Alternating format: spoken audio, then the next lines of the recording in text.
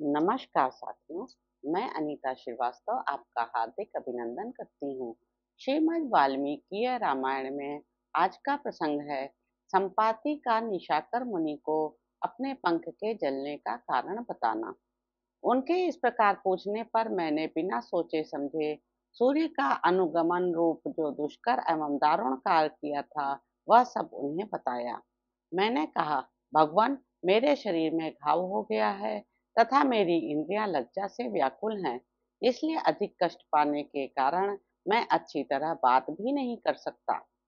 मैं और जटायु दोनों ही गर्व से मोहित हो रहे थे, अतः अपने पराक्रम की थाह लगाने के लिए हम दोनों दूर तक पहुंचने के उद्देश्य से लड़ने लगे। कैलाश पर्वत के शिखर पर मुनियों के सामने हम दोनों ने यह शर्त बंधी थी कि सूर्य जब तक अस्ताचल पर जाएं, उसके पहले ही हम दोनों को उनके पास पहुंच जाना चाहिए।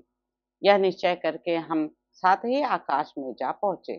वहां से पृथ्वी के भिन्न भिन्न नगर में हम रथ के पहिए के बराबर दिखाई देते थे। ऊपर के लोकों में कहीं वाद्यों का मधुर घोष हो रहा था, कहीं आभूषणों की झंकारें सुनाई पड़ती थी और कहीं लाल रंग की साड़ी पहने बहुत सी सुंदरियां गीत गा रही थीं, जिन्हें हम दोनों ने अपनी आंखों से देखा था। उससे भी ऊंचे उड़कर हम तुरंत सूर्य के मार्ग पर जा पहुंचे। वहां से नीचे दृष्टि डालकर जब दोनों ने देखा, तब यहाँ के जंगल हरी हरी घास की तरह दिखाई देते थे। पर्वतों के कारण यह भूमि ऐसी जान पड़ती थी मानो इस पर पत्थर बिछाए गए हों, और नदियों से ढकी हुई भूमि ऐसी लगती थी मानो उसमें सूत के धागे लपेटे गए हों।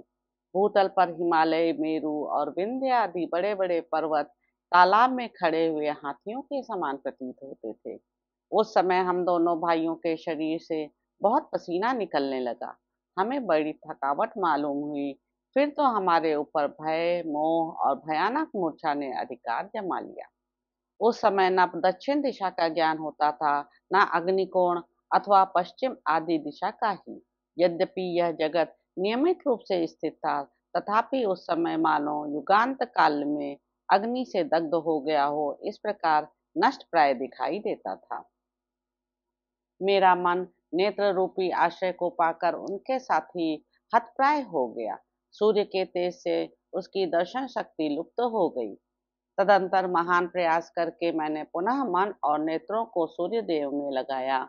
इस प्रकार विशेष प्रयत्न करने पर फिर सूर्यदेव का दर्शन हुआ। वे हमें पृथ्वी के बराबर ही जान पड़ते थे। जटायु मुझसे पूछे बिना ही पृथ्वी पर उतर पड़ा। उसे नीचे जाते देख मैंने भी तुरंत अपने आप को आकाश से नीचे की ओर छोड़ दिया। मैंने अपने दोनों पंखों से जटायु को ढक लिया था, इसलिए वह जल न सका। मैं ही असावधानी के कारण वहां जल गया।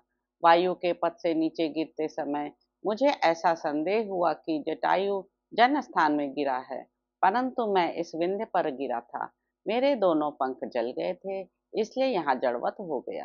राज्य से भ्रष्ट हुआ, भाई से बिछुड़ गया और पंख तथा पराक्रम से भी हाथ धो बैठा। अब मैं सर्वथा मरने की ही इच्छा से इस पर्वत शिखर से नीचे गिरूंगा।